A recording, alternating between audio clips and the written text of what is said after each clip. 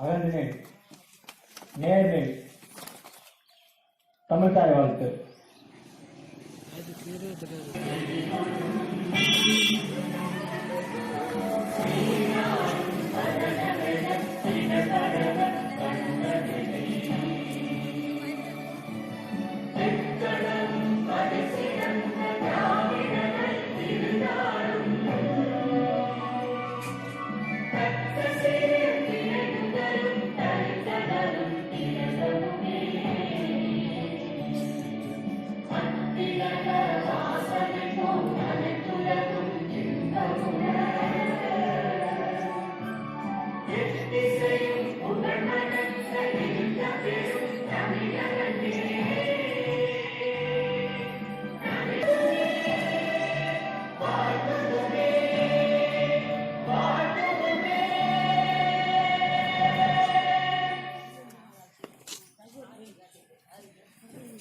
கொடியேற்றுதல்.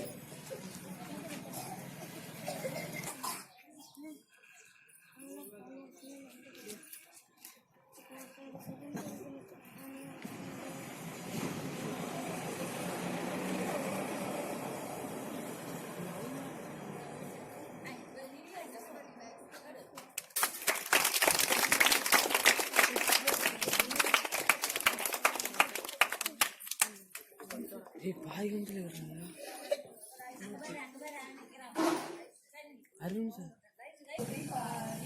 அதை தாழ்ந்து பணிந்து உடம்பிடவாடி தாய் மணிக்கொடி பாடி ஓங்கி வளர்ந்ததோ கம்பம் அதன் உச்சி மேல் வந்தே மாதரம் என்று வாங்கி எழுதிட திகழும் செய்ய பட்டொலி வீசி பறக்குது பாடி தாய் மணிக்கொடி பாடி அதை தாழ்ந்து பணிந்து புகழ்ந்திடவாடி தாய் மணிக்கொடி பாடி கம்பத்தின் கீழ் நின்ற காணி எங்கும் காணலும் வீரர் பெருந்தின கூட்டம் தங்கக்கூடிய வீரர் தங்கள் நடு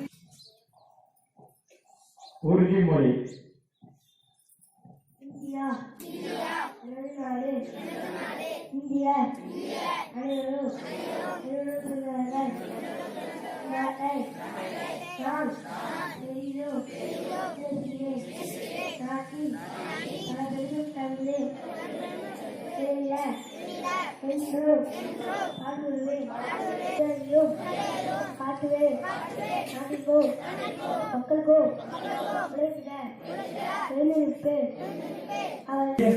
வாழ்த்துக்கள் அனைவருக்கும். நம்முடைய குடியரசு தின விழாவிற்கு அரியலூர் அரசு கல்லூரி தமிழ் பேராசிரியர் மாணவர்கள் பலருக்கும் வழிகாட்டிய நல்லிதயம் காந்த குணம் படைத்த தமிழ்மாறன் ஐயா அவர்கள் நம் நிகழ்ச்சிக்கு வருகை தந்திருக்கிறார்கள். அத்தகைய நல்ல உள்ளத்தை நமது அப்துல் கலாம் டியூஷன் சென்டர் சார்பாக வருக வருக என அன்புடன் வரவேற்கிறோம். இந்த அப்துல் கலாம் டியூஷன் சென்டரின் ஆணிவேராக திகழ்ந்து கொண்டிருக்கும் பார்த்திபன் சார் அவர்கள், அருள்மணி சார் அவர்கள், வெங்கடேசன் சார் அவர்கள், அஜித்குமார் சார் அவர்கள் அவர்களையும் இந்த நல்ல நேரத்தில் அவர்களையும் வருக வருக என விழா குழுவின் சார்பாக அவர்களை வரவேற்கிறேன். நம் டியூஷன் சென்டரின் மாணவ கண்மணிகள் அனைவரையும் நிகழ்ச்சியின் சார்பாக வருக வருக என வரவேற்கிறேன். மற்றும் நம் டியூஷன் சென்டரில் இந்த குழந்தைகளை அனுப்பிய அவர்களுடைய பெற்றோர்கள், நம் ஊர் பொதுமக்கள், இந்த வீடியோ பார்த்து கொண்டிருக்கக்கூடிய வெளியூர் நண்பர்கள், அனைத்து நல்ல உள்ளங்களையும் நான் இந்த நிகழ்ச்சியின் சார்பாக நன்றி உணர்வோடு அவர்களை வருக வருக என வரவேற்கிறேன். மீண்டும் ஒரு முறை இந்த நிகழ்ச்சியில் கலந்து கொள்ள வந்திருக்கக்கூடிய அத்துணை நல்ல இடங்களையும் வருக வருக என அன்புடன் வரவேற்கிறேன்.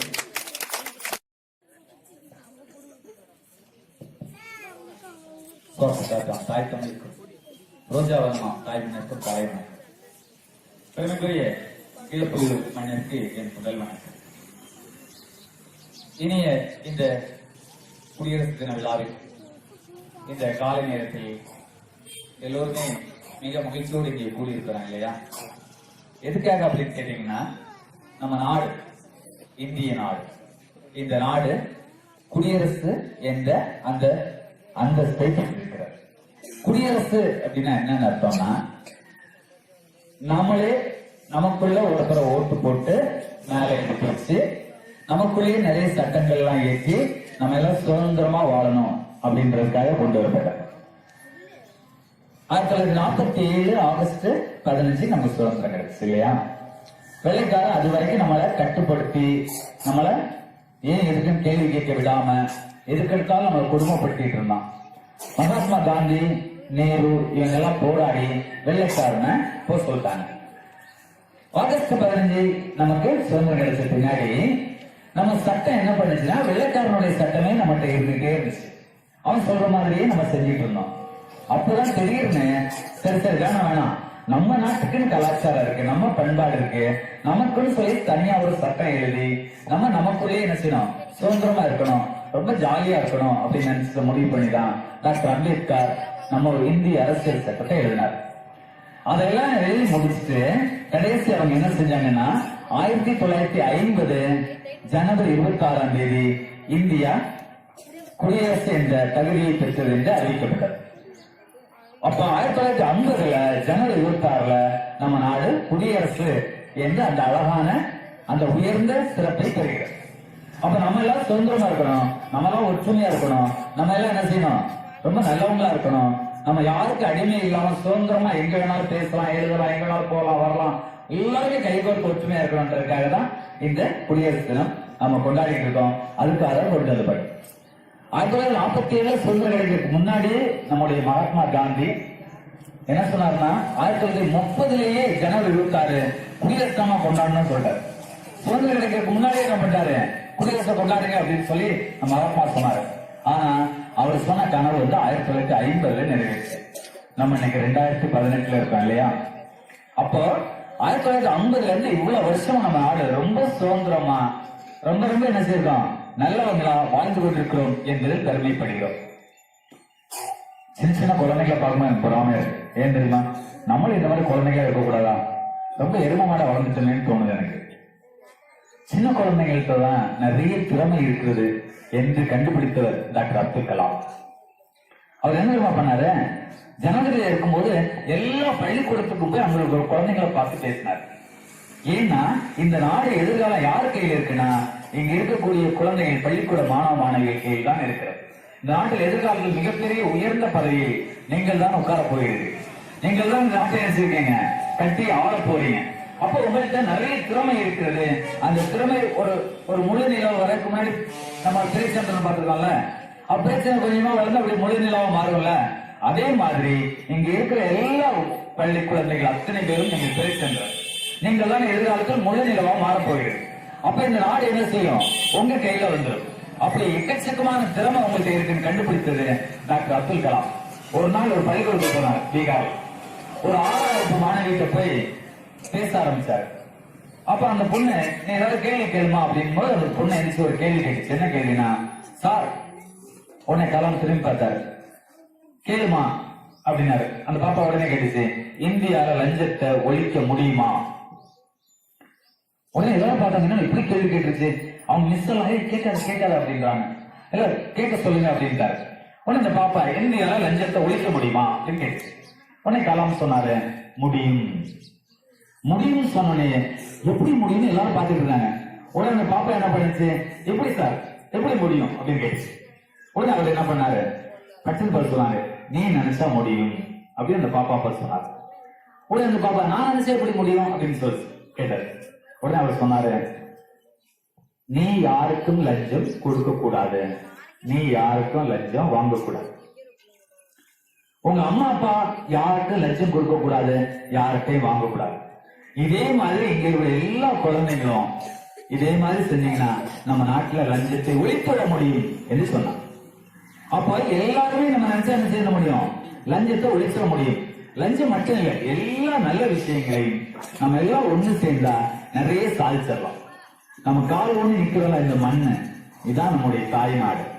நம்மை தாங்கிக்கிட்டு இந்த மண்ணு தான் நம்முடைய இந்திய தேசத்தினுடைய மிகப்பெரிய மண் இல்லையா?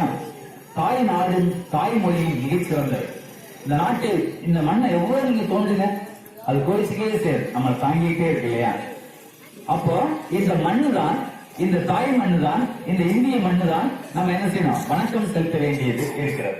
இந்த நாட்டுக்காக நாம் ஏதாவது செய்தாக வேண்டும் என்று ஒவ்வொரு இந்தியனும் என்ன செய்யணும், மனசுக்குள்ள ஒரு உறுதிமொழி எடுத்துக்கணும்.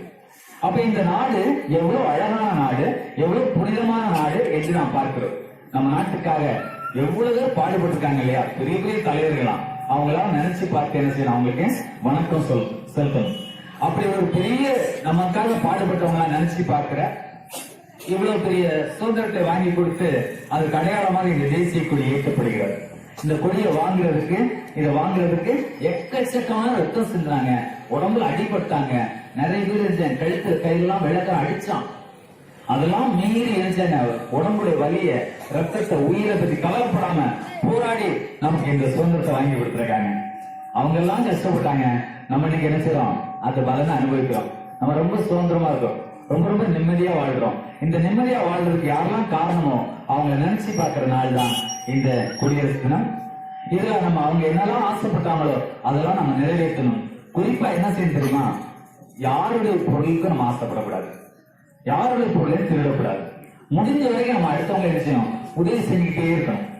எல்லாரையும் கை கொடுத்து ஒற்றுமையா இருக்கணும். யாருமே நம்ம பகை வேண்டாம்.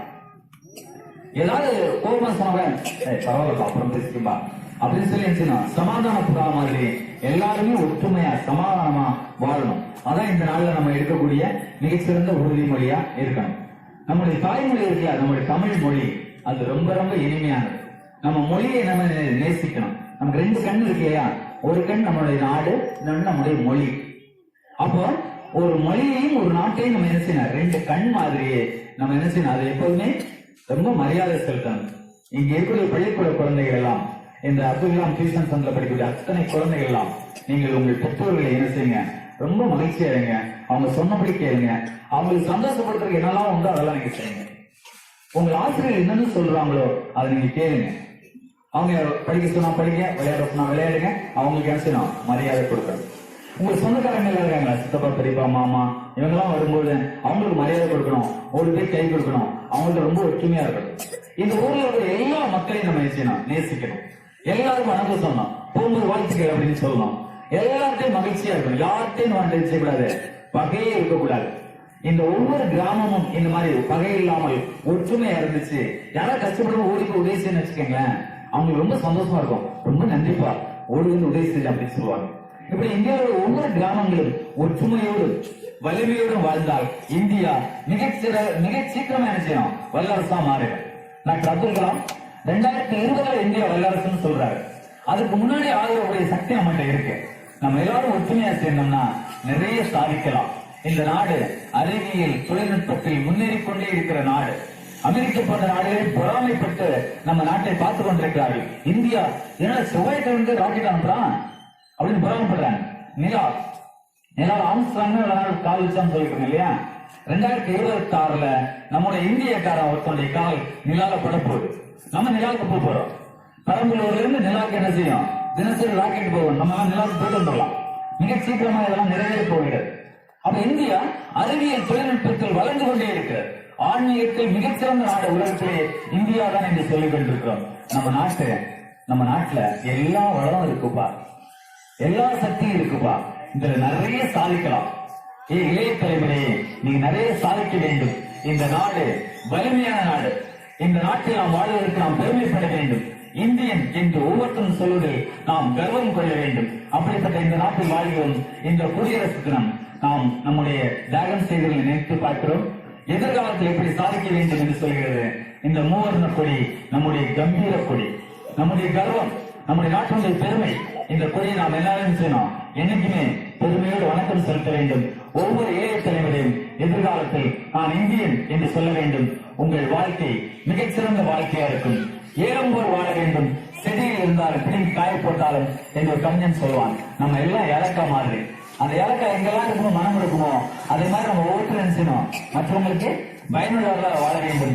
அப்படிப்பட்ட இந்த குடியரசு தினத்தில் ஒவ்வொருவரும் இனிமேல் நாம் அடுத்த உதவி செய்ய வேண்டும், நல்லவர்களாக வாழ வேண்டும், இந்த நாட்டில் ஏதாவது செய்ய வேண்டும் என்ற உறுதிமொழியை எடுத்துக்கொள்ள வேண்டும் என்று சொல்லி அனைவருக்கும் குடியரசு தின வாழ்த்துக்களை தெரிவித்துக் கொண்டு, இளைய தலைமுறையை நீதான் இந்த நாட்டின் எதிர்காலம். உன்னை நம்பிதான் இந்த நாடு இருக்கிறது. டாக்டர் கலாமும் சுவாமி விவேகானந்தரும் இங்க இருக்கிற குழந்தைகளை தான் நம்புகிறார்கள். எதிர்காலம் உங்களுடையது. புதியதொரு உலகம் செய்வோம். கெட்ட போராட உலகத்தை வேரோடு சாய்ப்போம். ஜெய்ஹிந்த். நன்றி, வணக்கம். நிறைய மீட்டிங் வந்து கலந்து சிறப்பு செஞ்சிருக்காங்க. அதே சமயத்துல நம்மள மாதிரி 80 பேர் 90 பேர் கம்மியான சொற்பொழிவு இடத்துலயும் சிறப்பு விருந்தினராக இருந்து சிறப்பு சொற்பொழிவு வழங்கியிருக்காங்க. அதுக்கு வந்து மிகுந்த நாம நன்றி தெரிவிக்கிறோம். உங்க கைத்தற அறிவுரைகள்லாம் வழங்கிய ஐயாவிற்கு நன்றி. அடுத்ததாக சிறப்பு விருந்தினர் பரிசளிப்பு நிகழ்ச்சி. சிறப்பு விருந்தினருடைய பொன்னான கரங்களால் நீங்க இப்ப பரிசு வாங்க போறீங்க. வெற்றி பெற்ற மாணவர் பரிசு தாரணி கைத்தட்டில் கொடுத்தவருக்கு நம்ம நன்றி தெரிவிக்கிறோம். புதிதாக பெரம்பலூர் மாவட்டத்தில் ஒரு கவிஞர் உருவாகியிருக்காரு. கவிதையெல்லாம் எழுதக்கூடிய ஆற்றல் கிடைத்தவர். இப்போ உங்களுக்கு முன்னாடி ஒரு சின்ன கவிதை ஒன்று சொல்லி ஒரு 5 நிமிடம் உங்களுடைய சொற்பொழிவு நிகழ்த்துவார். அழகு சாகுதா அவர்களை பேச அன்புடன் அழைக்கிறேன்.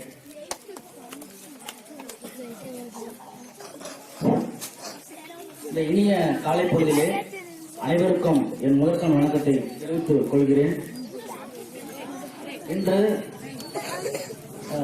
ஜனவரி 26 குடியரசு தினம். அனைவருக்கும் இந்திய தேசத்துக்கும் என் நாட்டு மக்களுக்கும் இந்த விழாவில் கலந்து கொண்டிருக்கும் அனைத்து உள்ளங்களுக்கும் மனமார்ந்த வாழ்த்துக்களை தெரிவித்துக் கொள்கிறேன். இதோடு நான் பல கவிதைகள் படைப்புகள் எழுதி கொண்டிருக்கின்றேன். நான் ஒரு பள்ளி மாணவர்கள் ஒரு கவிதையை எழுதியிருக்கிறேன். படிக்கிறேன், நல்லா இருக்கேன் பாருங்க. வாழ்வில் வெற்றி மலர் என்ற தலைப்பில் எழுதியிருக்கிறேன். காலத்தை மதியுங்கள், நீங்கள் காலமெல்லாம் மதிப்படைவீர்கள். காலத்தை மதியுங்கள், நீங்கள் காலமெல்லாம் மதிப்படைவீர்கள். இலக்கினை தீர்மானியுங்கள், அதுவே உங்கள் வாழ்வினை மேம்படுத்தும். இலக்கினை தீர்மானியுங்கள், அதுவே உங்கள் வாழ்வினை மேம்படுத்தும். அலட்சியத்தை கைவிடுங்கள், லட்சியத்தை அடைய கற்றுக்கொள்ளுங்கள். அலட்சியத்தை கைவிடுங்கள், லட்சியத்தை அடைய கற்றுக்கொள்ளுங்கள்.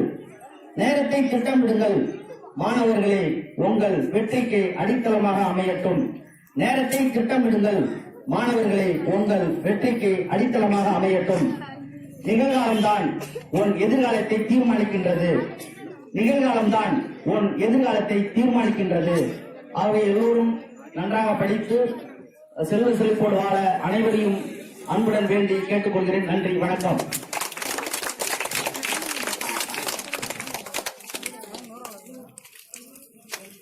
சுவாமி விவேகானந்தர் ஒரு முறை சொன்னாராம், 100 இளைஞர்களை என்னிடம் கொடுங்கள், இந்த நாட்டை நான் மாற்றி காண்பிக்கிறேன் என்று சொன்னார். இளைஞர்கள் நினைத்தால் இந்த நாட்டை மாற்றிவிடலாம் என்பதற்கு நிறைய எடுத்துக்காட்டுகள். கடந்த ஆண்டு நாம தமிழ்நாட்டில் ஜல்லிக்கட்டு போராட்டம் என்ற ஒரு போராட்டம் நடத்தி இளைஞர்களால் மிகப்பெரிய வெற்றியை நாம் ஈட்டினோம்.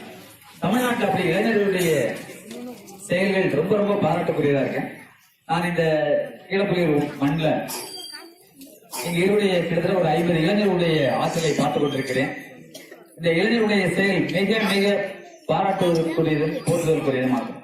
குறிப்பா நான் நெஞ்சார இந்த மண்ணை சேர்ந்த இளைஞர்கள் சிலரை பாராட்ட வேண்டும். குறிப்பாக பார்த்திபன், நண்பர் வெங்கடேசன், நண்பர் அருள்மணி, நண்பர் அஜித்குமார், நண்பர் மாரிமுத்து, இவங்கெல்லாம் இந்த நாட்டுக்காக, இந்த மண்ணுக்காக, குறிப்பா இந்த ஊருக்காக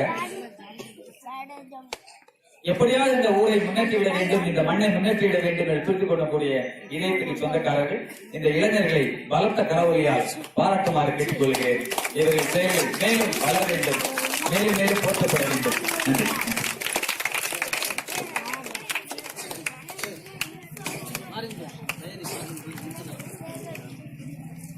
அழகிவேல் சார் அவர்கள் லக்கி நம்பருக்காக மணிகண்டன் என்ற 11ஆம் வகுப்பு மாணவர் கல்வி சுற்றுலாவில் லக்கி நம்பர் என்ற பரிசை அதிர்ஷ்டத்தோடு வாங்குகிறார். அவரை இப்போது சிறப்பு விருந்தினர் அவர்கள் இந்த பணம் அவருக்காக அன்பளிப்பாக வழங்குவார். அன்புடன் எல்லோரும் கைத்தட்டி அவர்கள் நேரத்தில் ஒரு முக்கியமான விஷயத்தை சொல்லி ஆகணும். உயரத்துல பறக்கிற பட்டம் தான் எல்லாரும் கண்ணுக்கும் தெரியும். ஆனா அந்த பட்டம் பறக்கிறதுக்கு காரணமான நூல் யார் கண்ணுக்குமே தெரியறதில்லை. அந்த மாதிரிதான் இன்னைக்கு எல்லாருமே நம்ம இங்க கூடி நிற்கிறோம். எல்லாருமே சந்தோஷமா கொண்டாடிட்டு இருக்கோம் குடியரசு தினத்தை. இந்த நேரத்துல கண்டிப்பா 3 நபர்களை பத்தி நம்ம டியூஷன் சென்டர்ல உள்ள விஷயத்த சொல்லணும். ஒண்ணு வெங்கடேசன் சார். காலை மாலை வாய்ப்பு கிடைக்கும் போதெல்லாம் எல்லா நேரங்களிலும் நான் 5 நிமிஷம் கூட சின்ன பசங்களோட உட்கார முடியாது. பயங்கரமா சத்தம் போடுவாங்க, கத்துவாங்க, பேனா காணா போச்சு, பென்சில் காணா போச்சு, 1008 கம்ப்ளைண்ட்லாம் இருக்கும். ஆனா உட்கார முடியாது. ஒவ்வொரு நாளும் அந்த வேலையை, புனிதமான வேலையை செய்யக்கூடிய வெங்கடேசன் சார் அவர்களுக்கு இதயபூர்வமா அந்த நேரத்தில் நான் நன்றி சொல்லணும்னு நினைக்கிறேன்.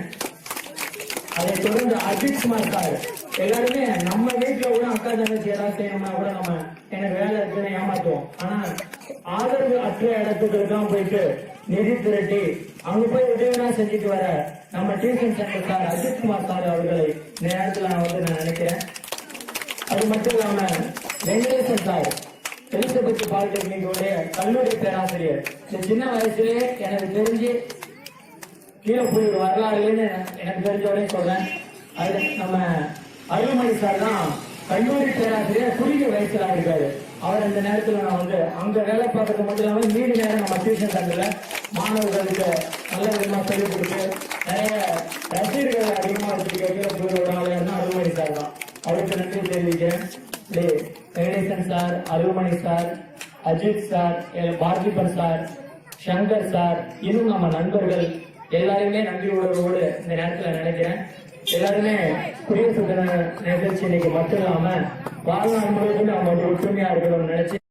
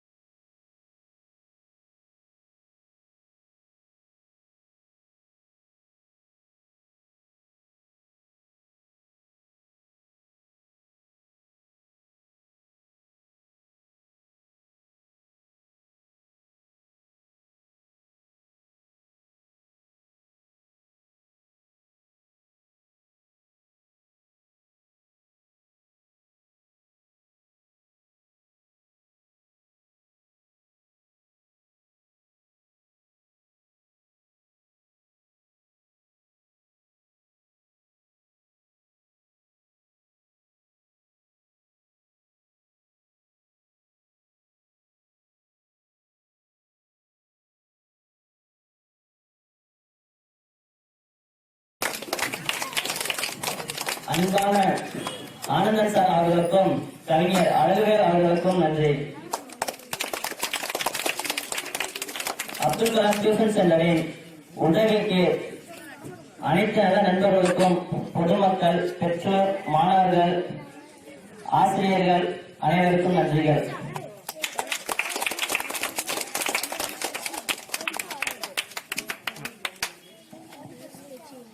நிகழ்ச்சி நிறைவாக நாட்டுப்பண்